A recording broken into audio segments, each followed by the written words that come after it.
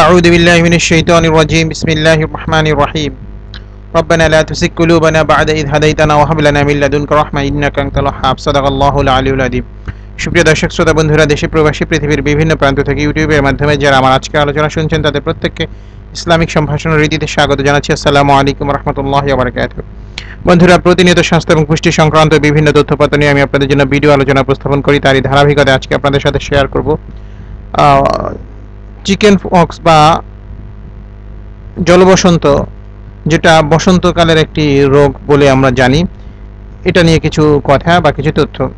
আসলে বসন্তকাল মানেই চারদিকে সাজ সাজ রব, ফাগুনের মৃদু শীতোষ্ণ আবহাওয়ার ভালো লাগার এক দারুণ অনুভূতিতে ছেয়ে যায় দেহমন।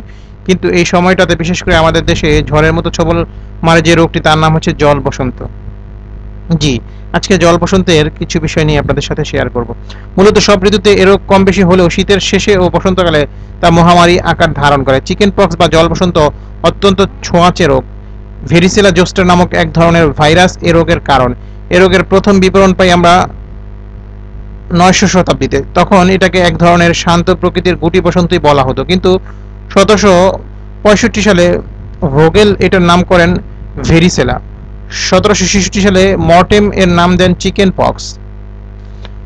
1967 সালে হেভারডেন গুটি বসন্ত বা স্মল পক্সের সাথে চিকেন পক্সের পার্থক্য স্পষ্টভাবে ব্যাখ্যা করেন। 1980 সালের 8 মে বিশ্ব স্বাস্থ্য সংস্থা এক সম্মেলনে ঘোষণা দেয় যে পৃথিবী থেকে সম্পূর্ণ নির্মূল হয়েছে স্মল পক্স, কিন্তু চিকেন পক্স নির্মূল করা সম্ভব হয়নি। নাতিশীতোষ্ণ দেশগুলোতে চিকেন পক্স বা জলবসন্ত এক মারাত্মক স্বাস্থ্য সমস্যা। ভীষণ ছোঁয়াচে এ রোগটি 10 বছরের নিচের শিশুদের সবচেয়ে আক্রমণ করে বেশি। তবে সব দেশে সব ধরনের লোকের মাঝে এ রোগের সংক্রমণ লক্ষ্য করা যায়। কেউ যদি এ রোগে আক্রান্ত রোগীর কাছাকাছি অবস্থান করে, সেও এ রোগে আক্রান্ত হতে পারে। তবে একবার কেউ আক্রান্ত হলে তার শরীরে ওই ভাইরাসের বিরুদ্ধে প্রতিরোধ ক্ষমতা তৈরি হয়ে যায়, ফলে দ্বিতীয়বার আক্রান্ত হওয়ার তেমন সম্ভাবনা থাকে না। রোগের উপসর্গ কি এবং প্রধান উপসর্গগুলো আপনাদের সাথে শেয়ার করছি। প্রথমত, জ্বর এবং শরীরে র্যাশ বা ফুসকুড়ি উঠবে, শরীর ম্যাজম্যাজ করবে বা ব্যথা হবে। র্যাশ বা ফুসকুড়ি প্রথম দিনেই উঠতে পারে, পিঠে ও বুকের এগুলো প্রথম দেখা দেয়, পরে মুখে ও মাথায় ওঠে। পায়ের তলা ও হাতের তালুতে ফুসকুড়ি দেখা দিতে পারে। সাধারণত প্রথম দিনে ফুসকুড়িগুলোর মধ্যে পানি জমা হতে থাকে, দেখতে ফোস্কার মতো হয়। কোনো কোনো ফুসকুড়ি তরল পদার্থ পূর্ণ, কোনোটি পুঁজে পূর্ণ হয়। 3 থেকে 4 দিনের মধ্যে ফুসকুড়ি পুরোপুরি বিস্তার লাভ করে এবং সমস্ত ছড়িয়ে পড়ে। শরীর চুলকোতে থাকে, এরপর ধীরে ধীরে ফুসকুড়ি শুকোতে শুরু করে এবং শুকানোর পর আস্তরণগুলো ঝরে যেতে থাকে। সাধারণত 2 সপ্তাহের মধ্যে শরীরের সব আস্তরণ ঝরে যায়। কিভাবে এ রোগ ছড়ায়? চিকেন পক্স আক্রান্ত রোগীর হাঁচি কাশি থাকে। আক্রান্ত রোগীর সংস্পর্শে আসলে, আক্রান্ত রোগীর ব্যবহৃত জিনিস স্পর্শ করলে, আক্রান্ত রোগীর নিঃশ্বাসের বাতাস থেকে, আক্রান্ত রোগীর কাছাকাছি অবস্থান করলে সেখানকার বাতাসে, আক্রান্ত রোগীর শরীরে ফুসকুড়ি ওঠার 5 দিন আগে এবং ফুসকুড়ি শুকিয়ে যাওয়ার 6 দিনের মধ্যে কেউ সংস্পর্শে এলে। মনে রাখতে হবে, ভেরিসেলা ভাইরাস শরীরে প্রবেশ করার সাথে সাথে উপসর্গ দেখা দেয় না। সাধারণত 14 থেকে 21 দিন, মোটামুটিভাবে 17 দিন পর্যন্ত রোগটি শরীরে সুপ্ত অবস্থায় থাকতে পারে। পরে ধীরে ধীরে উপসর্গ দেখা দিতে পারে। রোগটির চিকিৎসায় কি করা যেতে পারে? চিকেন পক্সের রোগী সাধারণত এমনিতে ভালো হয়ে যায়, তবুও সতর্কতার প্রয়োজন রয়েছে। রোগীর কষ্ট লাঘব করার জন্য এবং পরবর্তী সময় যাতে ইনফেকশন না হয় সেজন্য কিছু ব্যবস্থা নেওয়া যেতে পারে। প্রথমত, রোগীকে আলাদা ঘরে রাখতে হবে। রোগীর ত্বক পরিষ্কার পরিচ্ছন্ন রাখার জন্য প্রতিদিন বিছানার চাদর বদলাতে হবে। চুলকানির জন্য অ্যান্টিহিস্টাসিন ওষুধ খেতে হবে।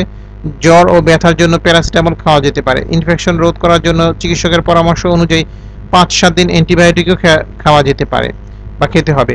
ত্বকে ইনফেকশন হলে মুখে অ্যান্টিবায়োটিক ওষুধ খাওয়ার পাশাপাশি ত্বকে ক্লোরহেক্সিডিন অ্যান্টিসেপটিক মলম লাগানো যেতে পারে। রোগটি প্রতিরোধ করা কি সম্ভব?